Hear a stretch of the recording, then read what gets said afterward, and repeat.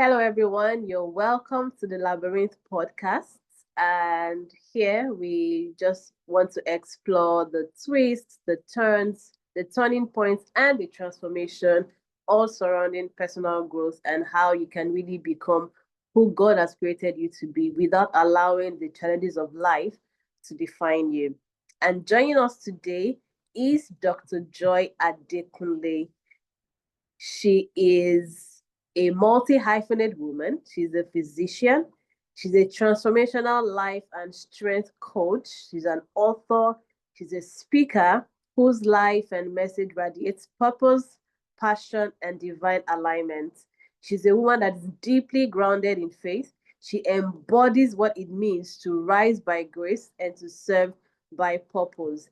And if I may just add, she is also the founder of Empower Her Starlight Foundation, in case you've heard of it, and she's the lead coach for Transcend Coaching and Consult. It's so good to have you here, Dr. Joy. You are welcome.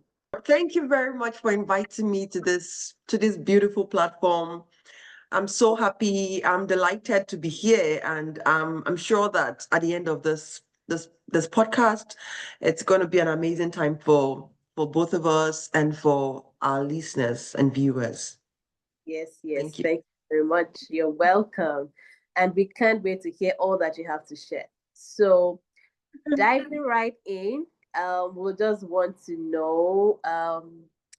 Let's start with what you currently do and how you are doing right now. Okay, I am a physician. So yes, I'm a physician. Yes. And I also run a not-for-profit organization, which is Empower Her Starlight Foundation. I also have a coaching company, Transcends Coaching and Consulting Company. Yeah, yeah, and that's it. How are you juggling the many hats? Okay. And also had that I'm currently we're also hosting an annual women's conference Wow. through another expression of mine, Deborah's League. Oh, I would say that, someone asked me this question few days ago, like, how are you combining everything? You have this, program, you have this event, you have this event. yeah, I would say that it's evolution. Like it didn't just happen today. Looking back at my experiences in the past, I realized that I'd been building quietly for a while. Like I'd been building quietly, even though I wasn't necessarily building for this time. I mean, I didn't really, have plans to, okay, come out, make myself visible, but I was actually building for a couple of years. I was investing in people. I was, um, developing people, I was mentoring, and somehow I realized that the support of men, the support of people, the support of mentees, the support of fellow leaders, visionaries have significantly impacted the execution of of most of my expressions. Like I can come out and say I'm doing this program, but it's not just me. I have people supporting. I have people doing the work. I have people helping. I have people. So it's also about the support systems, the people helping me. My spouse, so understanding. Giving the support, mentees, friends, that's family, so and all that. So that's it. well done. Well done. Okay, that's really good to hear. I know the essence of the support system, having a good support system as a multi potentialite is really critical. So it's good to know that you have all of that in place. Okay, so how can we now go into a bit of your background and your childhood? So let's explore the childhood of this multi-potentialite that we're now seeing today. How growing up, what were the dominant messages that you received about maybe success or identity or worth? Or how did your early childhood shape who you are today? How did your early childhood maybe even affect your decisions today, or how did they influence your direction today? So just give us a Okay. bit as your childhood. Hey, so, you know, my childhood, the joy that we know today, we all have backgrounds, and who we are today is shaped by a lot of things: culture, background, experiences, exposure, all those. And looking at my life, reflecting, I would say that I've had experiences, exposures, cultural and background that have, significantly influenced who I am. I will start by talking about my early childhood. I grew up in a single parent household. So I lived with my mom. I mean, I grew up knowing that my parents were not together, and then I lived with my mother. So, I lived with my mother. I knew that my dad was, he was there, but I mean, he would, support. It was a significant, support system financially for us for growing up as a family, but it was physically not present, right? Like so that's the kind of household I grew up in.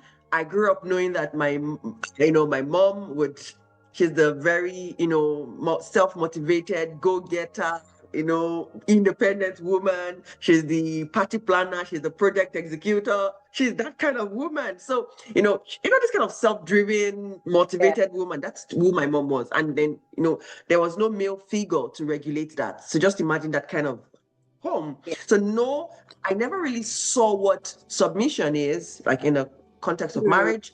I never really yeah. saw what sacrifice is in the context of marriage. The fact that a husband and wife will have to meet together and then make sacrifices, make compromises. I never saw that. I never saw a strong leadership. Yes, my mom is a very strong leader. I never saw those strong leadership qualities being modulated Mm, by a male figure. yeah. So I never had that physical father figure present in the house like Yeah. all time.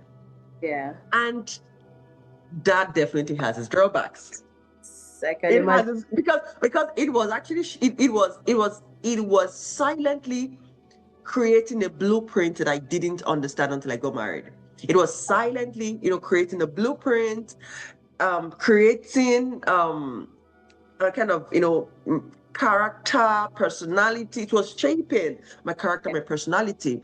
So that's my kind of background. And then, because of that kind of background, I feel that significantly influenced my mistrust and suspicion of the male gender. So like I never had like a father in the house or a father figure, present. And so and they know I would hear, oh, yeah, your parents are not together, your dad, and all that, those kind of talks. So I kind of had a suspicion, or will I say suspicion, mistrust of the opposite gender. And for years, this actually like impacted my relationship with the opposite gender. Like I would like, no, no, no, no. So it kind of, created that blueprint of suspicion and mistrust for the opposite gender, and which significantly impacted my mental health, my Mm, my emotional well-being as a child. Aside that blueprint that made me suspicious, the fact that I also, I was torn in between opinions. There were times where my parents would have, misunderstandings. My dad would say A, my mom would say B, and I would be in between. I had to make a decision. Who am I going with, my mom or my dad? Whose opinion am I going to go for? So imagine as a child in that kind of situation where you saw your parents have misunderstanding, even though they were not together physically, but you knew their opinions were different. There were times, they were upset with each other. Like you knew that, oh, this one is not happy, this one is not happy. There's like, no, didn't you see this? So that was the kind of background I grew up. So, and there were times in my childhood I wish, oh God, I wish my parents were together. I wish I didn't have to go through this. I wish I did. So that's another aspect of my childhood. And also the fact that at a very younger age, I was barely 8 when I had to leave Lagos to go to Benin to go to a boarding house. oh wow. Yes, I wasn't even up to 9 when I had to, leave Lagos. I went to Benin for my secondary education. And this also impacted me positively and I think also negatively. Yeah. Because maybe more of the positives, but all this has actually shaped my childhood. Thank you for that. I hope I answered your questions. Absolutely, absolutely, you did. Thank you. Thank you for sharing all of that with us. And if I may ask, at what age did were your parents separated? How old were you? I grew up knowing they were not together. So they probably separated as I was a baby, maybe a baby or a toddler. I just never grew up in that In that daddy and space. mommy family in that space. I just always grew up knowing that my mom was the one physically present. So I think I was probably a year, or even I was not up to 2 years actually. I was probably a year Interested. Are you or the so. first? Yeah, kind of. Okay, okay. Okay. That's really interesting. And so I was just wondering, so not having daddy there, there's this thing they call um daddy issues. There's this normal daddy issues. How did that play out for you? How did that affect your self confidence? Children have daddy coming to pick them in school or daddy coming to visit them, and you only had mommy coming. How did that affect your identity, your self confidence? Did that give you any inferiority complex? Did that give that daddy daddy issues complex for you? How did that play out? Okay, so to answer the question, I just want to be clear. What's the daddy issues? Like what? Honestly, this is my first time of hearing daddy issues. I know that growing up when there is no present father figure, it could Yeah, affect emotional and the well-being in other aspects. But I don't. What do you mean by daddy issues? Oh, so that I would answer your question well. I get you. So there's I guess it's a social media term of girls that grew up without their dad having daddy issues. So the daddy issues can show up in different ways. So maybe the girl being needy of a man, or the girl then seeking validation from a man, or the girl seeing like for some they get to fall in love with people with men that are older than they are because they are seeking that father's love. So I think those are like some of the ways that the daddy issues play out in the social media balance. Able to relate so well with most of the issues you raised, but I think one thing is but I think that my father not being physically present Yeah. impacted my view of the opposite gender. I always, I just had this, I don't know how to, I was just suspicious of the opposite gender. I didn't Okay. trust them. I had this mistrust. So mine was not more of, maybe seeking Running towards them. validation, running Yeah. towards So them. it's not like running away. Mine was more of away from them. I would Yeah. say that. Yeah. Mine was more away from them. Yeah. Mine was more away from them. Not necessarily. So away from them, yeah, I think mine was more of I might talk to them physically. I might talk to them on phone. I can have male friends, female sorry, male friends and all that. But I No kind emotional of attachment. yeah. Yeah, but I didn't more of lean towards okay, the man I need maybe I'm falling in love with an older man. No, that was not really much of my issue. Mine was more of, maybe suspicion of the male gender, and then yeah, yeah, I think so. Maybe to some extent seeking validation, but I really cannot tease out how that, played out in my life. Okay. Yep. But I guess sometimes it also plays out in the avoiding detachment. For some, they seek for that attachment. For some, Hmm. they avoid that attachment because they don't have trust issues, because there are now fears of, for some, fear of abandonment, fear of rejection, just general distrust. So those are probably some of the ways that, in terms of the social media balance of daddy issues, how they play out. But I also think that maybe the difference for you is because you had a very strong personality as a mother. So your I mom guess had so. that very strong personality that Exactly. I sort think of so. created a bridge for you to not entirely feel that I don't have a daddy. Oh, I need this daddy. I need daddy to do this. I need daddy. So that could actually be one of the reasons why you didn't experience some of those things. Because, well, on social media, what you see is they say some of the girls are then, they, like I said earlier, they just go on to look for older men to validate their emotions, or they're just trying to find anybody to just be like father them, most likely because they are not getting that that sense of validation from anywhere within the family structure. So that's interesting. That's interesting. So how, when you then went off to school at the age of 8, meaning you got into GS1 at 8, or was Yeah, it still? I was not yet. I wasn't up to that. Yeah, I was 8. Yeah. So how did that affect you? And we've not explored the other question completely. So in terms of how it affect you, not having a dad, did it affect your self-esteem? Did it affect your sense of self, your inferiority, not seeing daddy come around you like the other students were? How did that play out for you? Hey, so for me, this affected me to some extent. I remember a day. So I don't know if this person actually knew about my family situation, my background, but I remember someone one day calling me a bastard. Oh And yeah. children just playing now, like just children. Yeah. I was still young then. And then and then this I guess she didn't even understand what she said. But children just playing and having issues, and she said, "You're a bastard."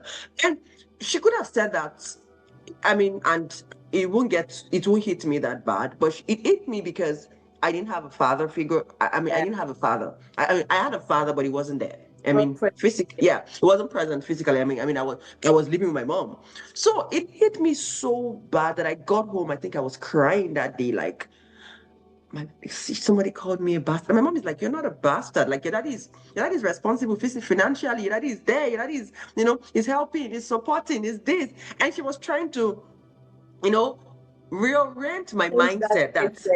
a Yeah. bastard is someone whose father is not there or is not taking Yeah. responsibility. Your father knows he has a child and he's responsible. Like, he's responsible. So you are not a bastard. And I think that was those are one of the experiences I had as a child. I mean, if she had told someone that if someone else had been called a bastard, probably it won't hit that bad because, I mean, my dad is there, but that's what actually hit me that bad. And then um I also, seeing people, maybe especially when I was in secondary school, and then during the holidays, or not even during the holidays, during visiting Yeah. days, because Visiting we are days. in visiting days. Yeah, people will come, mother and father will come, bring food.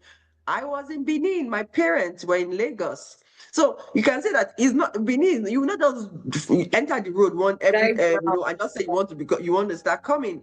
So, but my parents tried, my mom tried, my dad tried. Like, they will still come occasionally. I mean, they didn't come every time. And I understand, like, it's not easy trying traveling, and they also didn't want to endanger their lives. Yeah. So I really appreciate my dad and my mom for, they would come occasionally, but they didn't come together.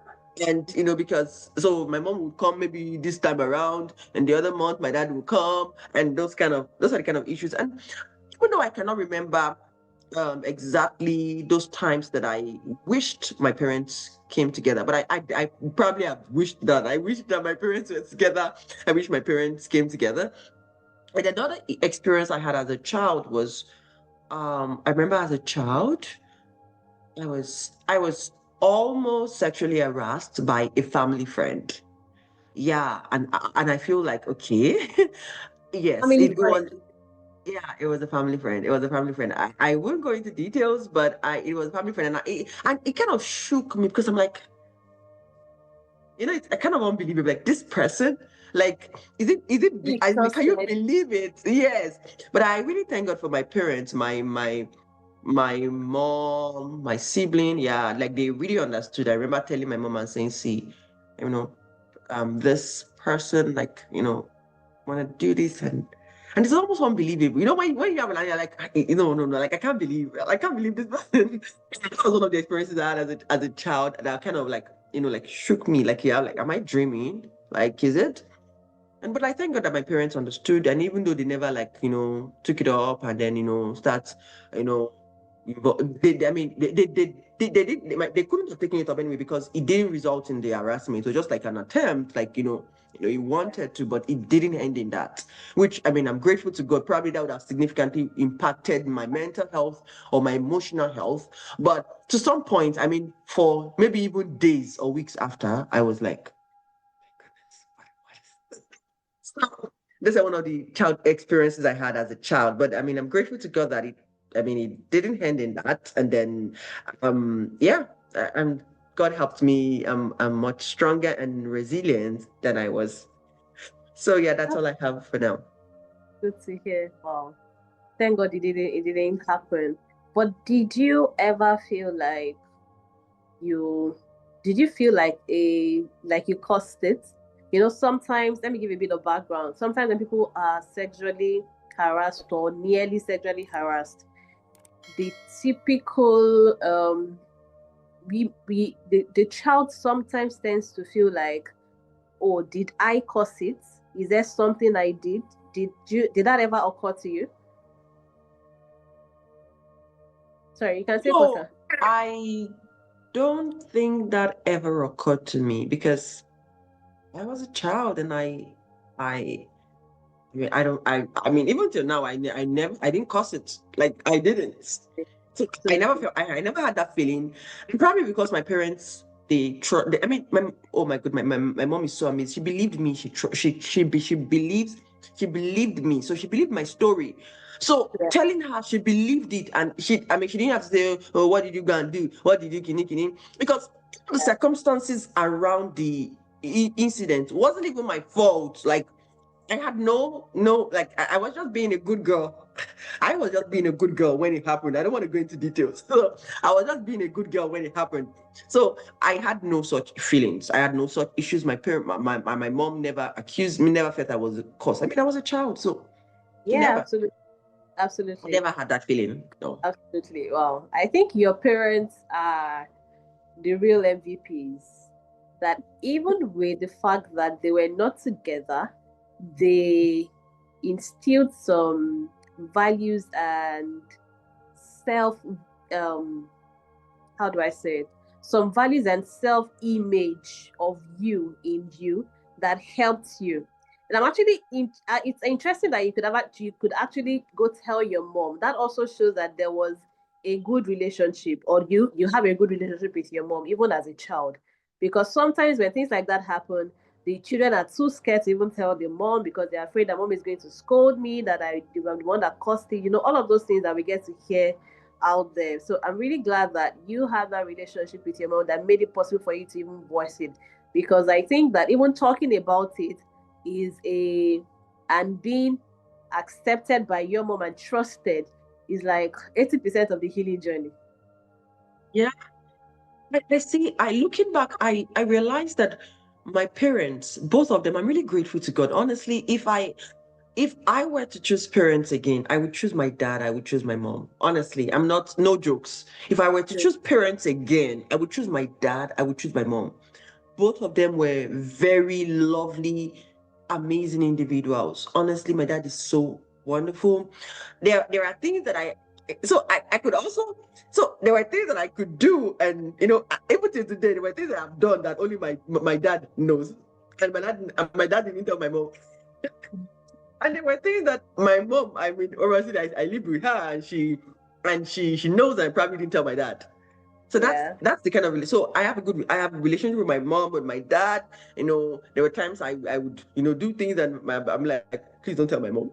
And then there were times that, okay, mom, my mom wouldn't even bother telling my dad. So I'm really grateful for both of them, even though they were not together, which obviously impacted me.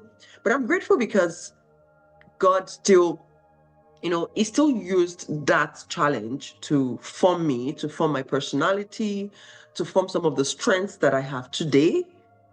And I'm really grateful for that. I'm really grateful for for those experiences. That's really amazing. So let's now go into how the childhood transformed you into who you are right now. So how were you able to deal with the emotional issues while growing up? How did they define who you were? How did they morph into your personality? How can you tell us a bit about that? One of my coaches will say that some people are coming from a lot, a lot, a lot. Right.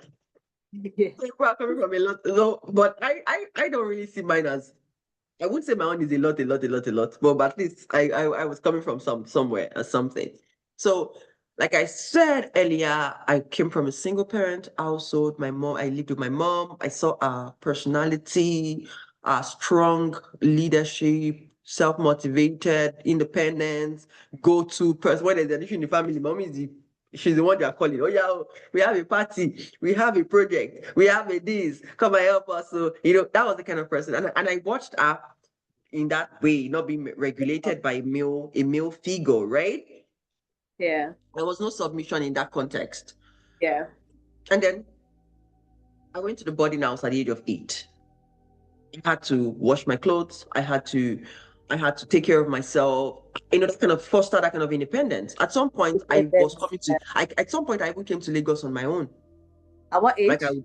Yeah, probably between the age of, maybe, I can't remember, but before I turned 15, maybe before I turned 15, I can't remember the exact age, but there were times that midterm, I would, come to Lagos. I would just, go to the park, take bus, come to Lagos myself. Sorry. So, thank you. So just imagine that kind of I had that kind of independence. From And very then, early. Yeah. yes, and then, which I feel like was also good for me. They would, at the beginning of the month, if you know the way boarding house is, it was a federal school, so they Okay. would they'll give you my pocket money. This is your money, so you spend it the way you like. So, Mm. even though I had a guardian that would help me keep my money, if you finish your money before end of the month, That's it's your it. business. So it fostered some form of responsibility in me. You had to, your uniforms, your possessions, your this, you had to manage, you had to keep. You just, the kind of, Responsibility. so at that young age, I had to, I had to learn independence. I had to learn independence. I had to learn responsibility, which I'm deeply grateful to God for. And then I got to campus, studied medicine, and then I was I had the privilege to serve as a leader, as a leading the female folks in the campus for close to 3 years. I mean, in my campus fellowship then. So I had the privilege to serve in that capacity for about 3 years. So just imagine all those experiences. And then I grew up with that mindset. By the time I was getting married, I already had the mindset of, I was strong-willed. Yes. Like, I'm like, this is what I want. This is what I would go for it. I mean, Yeah. this is my plan. I would, Yeah. this is what I want, and I would go for it. Yeah. So Sorry. that was, yeah, thank you very much. That was the kind of, so by the time I was an adult, ready to get married, that was my personality. My personality had been formed. Maybe Naturally. if I had, sought mentorship and coaching, I would have realized that even though these were good traits, they were also potential problem causing traits that I needed to modulate, which Modulate. Yeah. I think which could be a problem, which is a problem for many women who Yes. are visionaries, who are leaders, who are strong-willed, who are self-reliant, who are self-independent, very, they're go-getters. They want to, this is what I want. And which I mean, standing alone, those traits are very good because leadership, execute. You go, probably that's why I have 3 top 5 in executing. Very good in my executing talent. theme. So very good, but it affected me in terms of my marriage. The first year of my marriage was a struggle for me. And do you want me to share that now? Like You can go into it.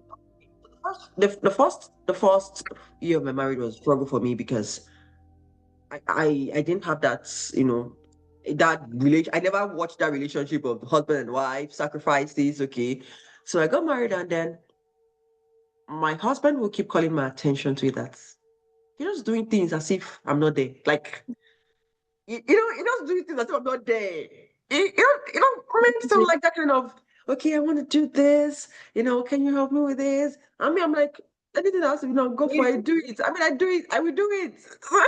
So then it fostered for a while. And it was a blueprint that I have formed over, and I wasn't doing it intentionally. Yeah. And that's where, in marriage, many people come and say, oh, my husband is behaving like this, my wife is behaving like this. I think you should also be patient to know where they're coming from. Yeah.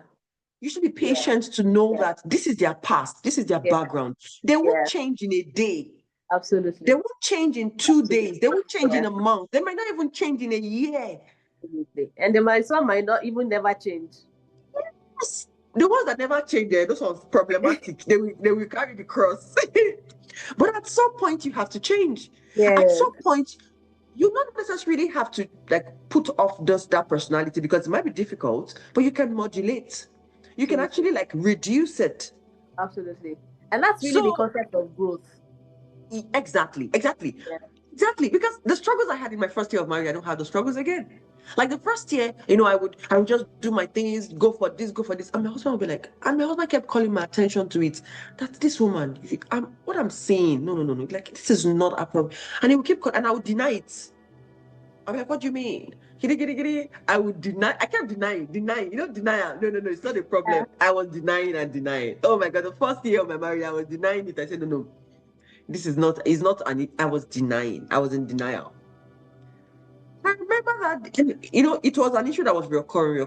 And honestly, I feel like if my husband wasn't patient, if my husband wasn't understanding, some marriages are scattered within 1 year. You know that. Absolutely. Some marriages are scattered. And I'm thinking, if my husband wasn't a patient and understanding guy that he is, if it was some form of bossy, strong-willed person like myself, oh my goodness, let's scatter the table first before we rearrange. And then we'll now have to start, involve, and now have to start saying, this is the issue. Funny enough, all these issues we had, we never nobody came in to intervene. We were just within ourselves.